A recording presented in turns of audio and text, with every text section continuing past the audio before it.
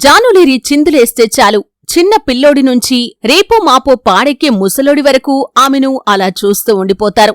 ఆమె వేసే స్టెప్స్ కి లోకాన్నే మర్చిపోతారు. అలా తెర ముందు అందరినీ అలరించిన జానులిరి ఇప్పుడు రెండో పెళ్లి పేరుతో బాగా హాట్ టాపిక్ గా నిలిచింది. మరి జానుకి కాబోయేవాడెవరు? ఏం చేస్తాడు? ఇంతకీ మొదటి భర్తను ఎందుకు వదిలేసింది? సూసైడ్ వరకు ఎందుకు వెళ్ళింది? ఇంట్లో వాళ్ళు ఎందుకు దూరం పెట్టారు? శేఖర్ మాస్టర్తో ఉన్న సంబంధం ఏంటి? ఆమె ఫోక్ డాన్సర్గా ఎలా మారింది అనే విషయాలు ఈ వీడియోలో తెలుసుకుందాం. కాబట్టి వీడియోని చివరి వరకు చూడండి. జానులిరి అసలు పేరు ఝాన్సీ. 1996లో తెలంగాణలోని గోదావరికరలో జన్మించింది. చిన్ననాటి నుంచి డాన్స్ పట్ల ఆసక్తితో 10వ తరగతి వరకు చదువుకున్నాక చదువును వదిలేసి డాన్స్ పై దృష్టి పెట్టింది. తండ్రి మొదట సపోర్ట్ చేసినా తర్వాత అభ్యంతరం చెప్పటంతో తల్లి సహకారంతో హైదరాబాద్ చేరుకొని డాన్స్ షోల్లో పాల్గొనటం మొదలుపెట్టింది. జాను కెరియర్ ప్రారంభానికి ముందే తన స్కూల్ డేస్ లో పరిచయమైన టోనీ అనే డాన్సర్తో ప్రేమలో పడింది. 2013లో ఆమె వయస్సు కేవలం 16 సంవత్సరాలు ఉన్నప్పుడు అతన్ని పెళ్లి చేసుకుంది. పెళ్లైన తర్వాత లిరి అనే కుమారుడికి జన్మనిచ్చింది.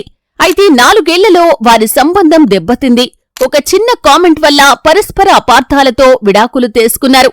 విడాకుల అనంతరం జాను కొడుకుని తీసుకుని కరీంనగర్లో నివసిస్తూ ఈవెంట్స్ చేస్తూ జీవనం కొనసాగించింది.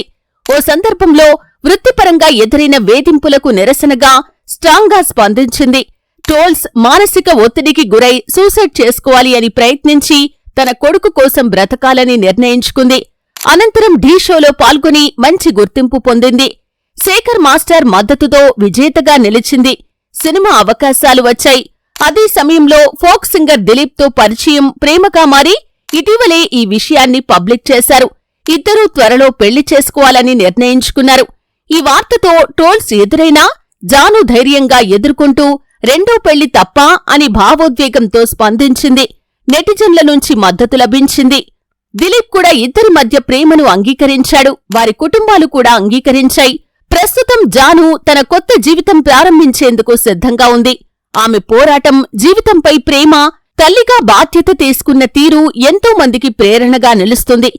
ఇలాంటి మరెన్నో వీడియోస్ కోసం వెంటనే లైక్ చేసి సబ్స్క్రైబ్ చేయండి. మరొక వీడియోతో మళ్ళీ కలుద్దాం.